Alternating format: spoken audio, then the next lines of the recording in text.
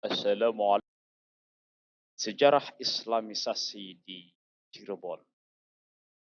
Pendahuluan.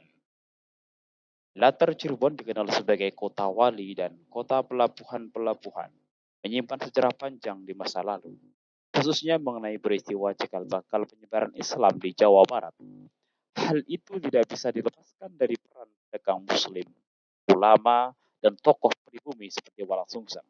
Mereka berjuang dalam mewujudkan sebuah negara bercorak Islam dan bebas dari kekuasaan pemerintah kerajaan Sunda Kalo. Setelah negari Cirebon terbentuk, kota ini menjadi sering disinggahi pedagang asing melalui jalur perlintasan perdagangan yang bertaraf internasional. Keberhasilan penyebaran Islam di Cirebon tidak lepas dari kiprah Walang Sungsang. Pendirian Islam Pakongwakti, pendirian Istana Pakongwati kemudian berkembang menjadi Kesultanan Cirebon yang merupakan simbol kejayaan Islam pada abad ke-15 dan 16. Peran ulama sebagai penyebar Islam menjadi titik awal Islamisasi di Cirebon.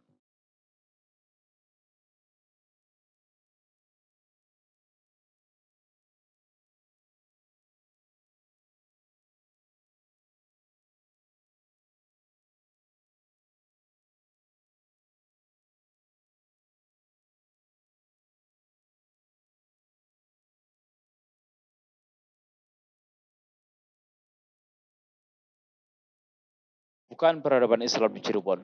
Awal mula Walang Susang dalam merintis kota Cirebon ketika Walang Susang selesai menempuh pendidikan Islam di Amparan Jati beserta adiknya Rara Santang dan istrinya Indang Gelis. Ketiganya tinggal di sebuah lengger atau pesantren yang diasuh oleh seorang ulama dari Arab bernama Syekh Nurjati. Kemudian Walang Susang berganti nama menjadi Ki Samadullah. Walang Susang diberi tugas oleh Syekh Nurjati untuk membuka pedukuhan yang mayoritas belum menganut agama Islam. Ialah Beruan Tegal Alang-alang atau Lemah Bungkuk.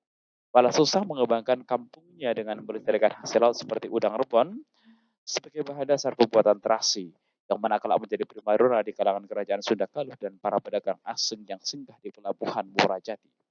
Sedangkan mata pencaharianku, Wuki dan Usera dan Walang Susang di pagi hari mereka berkebun di lahan pertaniannya, sedangkan pada malamnya mereka berbuat terasi. Setelah sepeninggalan Ki Gedeng Alang-alang, selaku pertama Walang Susang memegang alih kepemimpinan yang dipilih melalui hasil pemusyawaratan masyarakat padukuhan sebagai Kuwu II sejak itu. Padukuhan berkembang pesat dan penyebaran Islam berjalan masif. Hal itu dikarenakan penguasanya yang telah menganut Islam sehingga mempermudah Walang Sungsang dalam menyebarkan Islam.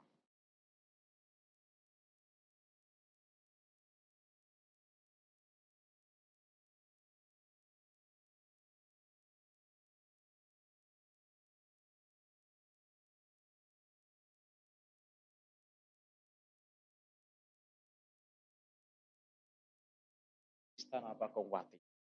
Dalam buku Caruban Negari halaman 17 dikisahkan bahwa Walang Sungsang mendirikan masjid dan keraton Pakongwati dengan pembiayaan dari warisan kakeknya yaitu Ki Gedeng Tapa, serta membuat pasukan keamanan lengkap dengan angkatan bersenjata.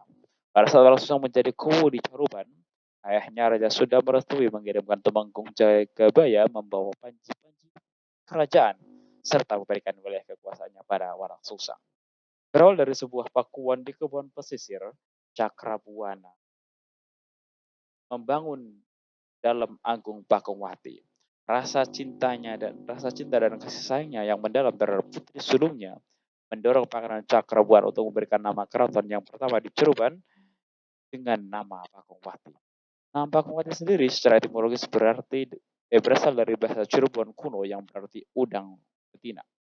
Suatu hal yang merujuk pada kekhasan Cirebon masa lalu yang dilestarikan hingga sekarang yakni udang.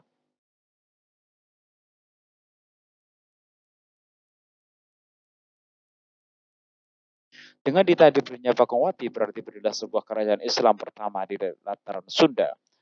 Kerajaan Islam pertama yang didirikan oleh Walang Sungsang atau Cakrabuana tersebut diberi nama Negara Agung Pakongwati Cirebon atau dalam bahasa Cirebon disebut dengan sebutan Negara Ceng Pakongwati Cirebon atau Keraton Pakongwati berdiri pada tahun 1425 Masehi. Walang Sungsang atau Cakrabuana bukan hanya semata untuk membentuk suatu pemerintahan areal kekuasaan, namun lebih dari itu untuk membangun dakwah Islamiyah yang menjadi cita-cita saat besarnya. Kemudian akan diteruskan oleh putra dari adiknya Nyimas Rara Santang, yaitu Syarif Hidayatullah atau yang lebih dikenal dengan Sunan Gunung Jati, keturunan di Karaton Pakuman. Sedangkan Cakrabuana sebagai Manggalai Panglima Angkatan Bersenjata. Pencetus dasar hukum sebuah negara Cirebon yang melandasinya adalah Islam. Hal itu peran dari Walang Sungsang selaku ulama dan pemimpin di wilayah itu. Selain itu, hukum adat masih berlaku dikarenakan hukum tersebut peninggalan Ki Gedeng Tapa, sang kakak yang mendukung berdirinya sebuah negara dan kuwo satu Ki Gedeng dan Sela, sekaligus mengingat terhadap keragaman masyarakat Cirebon hingga disebut sebuah negari Caruban. Pengaruh dari dan peran Walang Sungsang dalam perkembangan Islam. Dalam naskah cerita Bakong Purwaka Caruban Negari, Walang Sungsang eh, sebagai tokoh yang hidup di zaman Hindu Buddha sekaligus putra kerajaan Sunda Galuh. Di dalamnya juga dikisahkan mengenai perjalanan sufistik dalam mencari agama Islam. Dengan berguru kepada ahli agama baik Hindu maupun Islam, melalui Syekh Nurjati, Walang Sungsang bagi masyarakat Cirebon diidentifikasi sebagai leluhur Wong Cirebon. Mereka menghormati jasa dan peran Walang Sungsang dalam menyebarkan Islam yang masih sederhana pada kala itu. Walang Sungsang dalam menyebarkan ajaran Islam tidak meninggalkan adat kebiasaan lama dengan nilai Islam, sehingga budaya lama tetap tidak hilang. Ramainya pelabuhan Muara Jati dan pasar Pasambangan menjadi titik tolak awal dari perkembangan Islam di wilayah pesisir pantai utara ini, khususnya Cirebon. Melalui hubungan dagang, penyebaran Islam kemudian berkembang hingga daerah pedalaman Cirebon atau sebutan lain Cirebon Girang. Nama Syekh Nurjati membangun pesantren di daerah pemukimannya masing-masing. Dengan berdirinya pesantren, berarti ada sebuah pembentukan kader penyebaran agama Islam. Santri-santri yang telah memahami ajaran Islam kemudian menyebarkan di lingkungan tempat tinggalnya masing-masing atau ke daerah lain atas perintah dari gurunya. Beberapa faktor yang menjadi memperlancar konversi Islam di Indonesia, yang pertama, itu Islam datang di Jawa lebih awal. Yang kedua, Islam dianggap sebagai agama yang mudah untuk dilaksanakan. Yang ketiga, terdapat kemiripan ajaran Islam dengan agama tradisional Java Sufi dan Majis yang ada di Islam. Yang keempat, ada kemungkinan hidup bersama antara agama Jawa dan Islam. Kelima, adanya kegunaan instrumental yaitu hubungan dagang. Pembangunan adalah alasan para pedagang untuk masuk Islam. Keenam, taktik penetrasi Islam diantaranya adalah para pedagang Arab menikah dengan wanita setempat dan mengislamkan para pembantunya.